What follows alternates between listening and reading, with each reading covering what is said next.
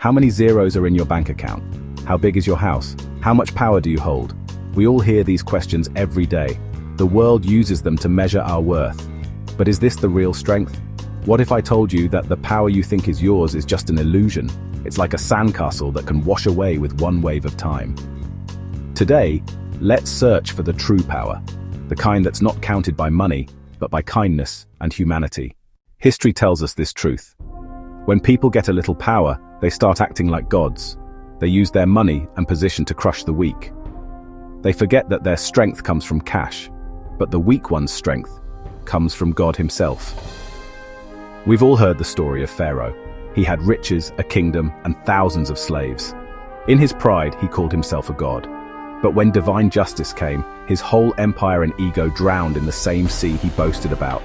This isn't just a tale, it's a warning, a lesson. When God's justice arrives, everything changes. Thousands of years ago, Jesus Christ explained this clearly in his teachings. In the Bible, there's a story about a rich man whose land gave a huge harvest. He thought, "What will I do with all this grain? I'll tear down my old barns and build bigger ones to store everything." Then he said to himself, "Now relax, eat, drink, and enjoy. You have enough for years." But that same night, God said to him, "You fool, tonight your life will end. So who will get all you've stored up?" Jesus used this story to teach that those who gather treasures only for themselves are poor in God's eyes.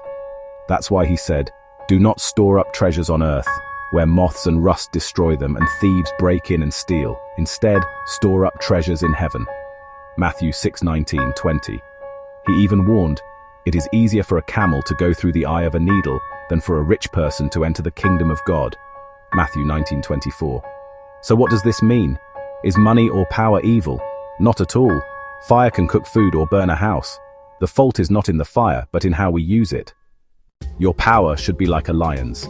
A lion uses its strength to teach lessons to sneaky jackals.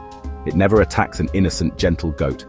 So use your money's power in the right place, at the right time, for the right people. Let your heart aim to help others. When you give a roof to an orphan, support an old person, or aid someone in need with your wealth, you're not building on earth. You're saving up in heaven. This is the real wealth, the true investment. It brings peace in this life and rewards in the next. Remember, friends, this life is like a dream, a short task. Whether you're rich or poor today, every joy, sorrow, and success is temporary. One day your breath will stop. Your money, home, and power will stay behind. Someone else will take them over. What goes with you? Only what you've given away. The prayers of people, your good deeds, and the peace from helping others. So don't waste time complaining. Thank the Lord for whatever you have, and ask yourself one question. Are you using your power like Pharaoh or following Jesus' path? Let me know in the comments.